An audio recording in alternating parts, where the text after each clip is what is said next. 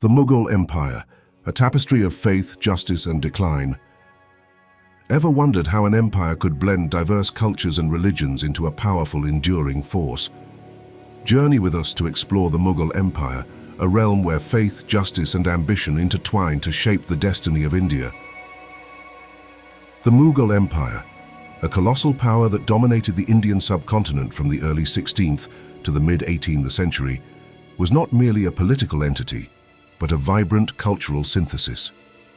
Founded in 1526 by the charismatic Babur, a descendant of both Timur and Genghis Khan, the empire emerged from the crucible of conquest and ambition. Babur's victory at the Battle of Panipat marked the beginning of a new era, one where Islamic traditions melded with the rich tapestry of Indian culture. Babur, a Fergana Valley prince with dreams of empire, faced formidable challenges in establishing his rule. The Delhi Sultanate, though weakened, still posed a threat, and the diverse regional powers of India were wary of foreign intrusion.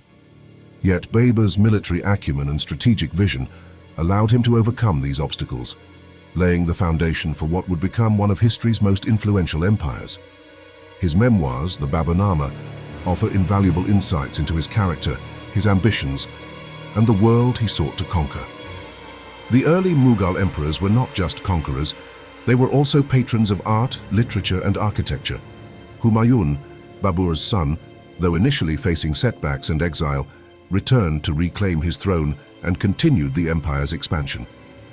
His reign, though turbulent, saw the introduction of Persian artistic and cultural influences that would later flourish under his successors.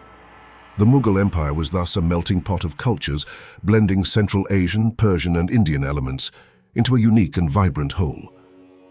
At the heart of the Mughal Empire's success lay its commitment to justice and its nuanced approach to religious diversity. While the Mughal emperors were primarily Sunni Muslims, they demonstrated a remarkable degree of reverence towards other faiths, a policy that contributed significantly to the empire's stability and longevity. This was not merely a matter of political expediency, but a reflection of a deeper understanding of the complexities of Indian society. The Mughal emperors actively supported various religious institutions, providing grants and land to temples, mosques, and other places of worship. They participated in and celebrated festivals from different religions, such as Diwali and Eid, fostering a sense of shared identity and mutual respect. This inclusive approach was particularly evident during the reign of Akbar the Great, who championed religious tolerance and syncretism. Akbar's doctrine of sulh-i-kul, meaning peace with all, epitomized his vision of a harmonious society where people of different faiths could coexist peacefully. He abolished the jizya tax on non-Muslims, a discriminatory levy that had been a source of resentment and conflict. Akbar also fostered interreligious dialogue, inviting scholars from various faiths to participate in discussions and debates at his court. These gatherings, known as the Ibadat Khana, were aimed at promoting understanding and mutual respect among different religious communities. The Mughal emperors were also considered the fountain of justice, responsible for ensuring the fair and equitable administration of law throughout the empire. The emperor established a separate justice department called Mahakuma-e-Adalat, staffed by learned judges and legal experts. While the laws were largely based on the Quran, they were often interpreted and applied in a manner that took into account local customs and traditions. This pragmatic approach to justice helped to maintain order and stability within the empire. Sufism, the mystical branch of Islam, played a pivotal role in shaping the cultural and spiritual landscape of the Mughal era. Mughal kings were ardent devotees of different Sufi orders, actively promoting Sufism and Sufi literature. This patronage not only enriched the empire's intellectual life, but also contributed to its reputation for religious tolerance and inclusivity.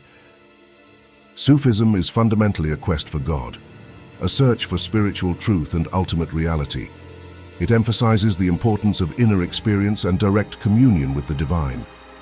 Sufi saints and their writings served as beacons of guidance, counseling, and promoting peaceful coexistence in society. Their teachings, often expressed through poetry and music, resonated deeply with people of all faiths, fostering a sense of unity and shared humanity. Akbar's non-sectarian approach to religion found strong support in the liberal traditions of Sufism and Persian poetry. He was deeply influenced by Sufi ideals of universal love, compassion, and tolerance. This influence is evident in his policies and his efforts to create a more inclusive and harmonious society. The Mughal court became a center for Sufi scholars and poets who contributed significantly to the empire's intellectual and cultural life.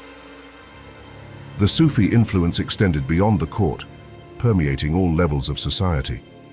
Sufi shrines and hospices known as dargahs became centers of pilgrimage and spiritual solace for people of all faiths.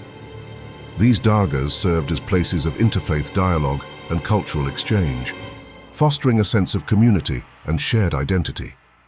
The legacy of Sufism continues to resonate in India today, reminding us of the importance of tolerance, compassion, and the pursuit of spiritual truth.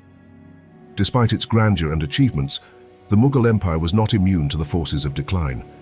The 18th century witnessed a gradual erosion of the empire's power and authority, driven by a complex interplay of factors, including dynastic warfare, factional rivalries, and external invasions.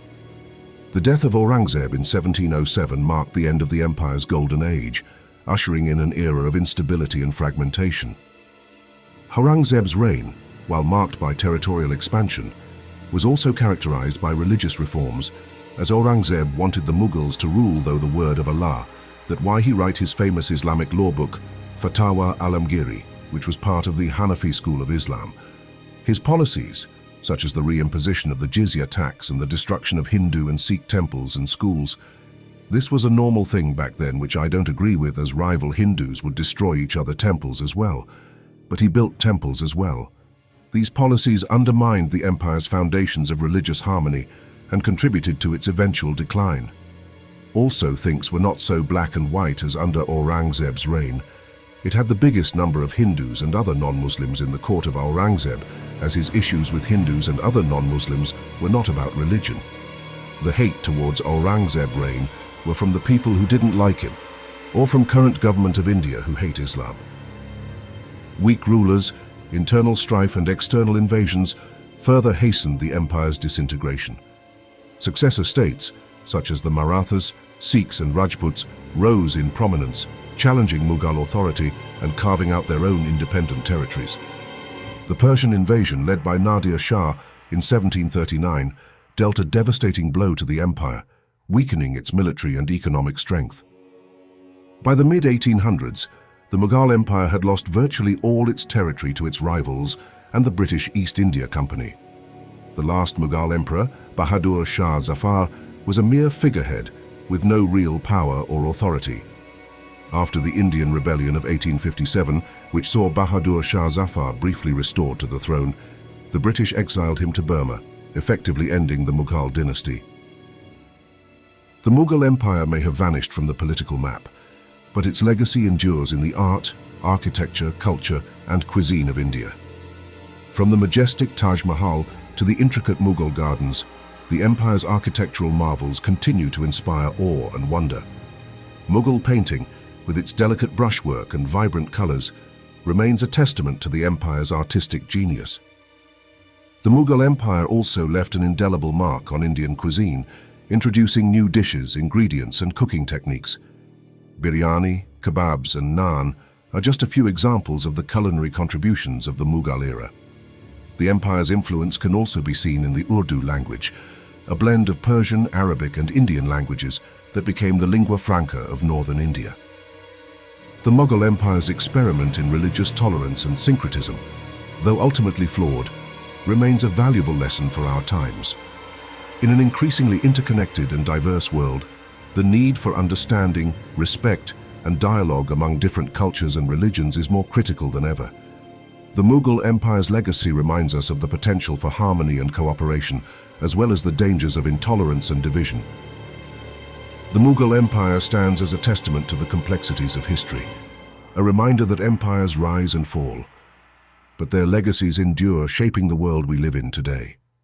Its story is one of conquest and creation, of faith and justice, of decline and enduring influence. It is a story that continues to fascinate and inspire, offering valuable insights into the human condition and the enduring quest for power, meaning, and harmony. Ready to delve deeper into the captivating world of the Mughals? Explore our recommended reading list, visit historical sites, and share your insights with fellow history enthusiasts. Let's keep the conversation alive and uncover more hidden gems from this extraordinary era.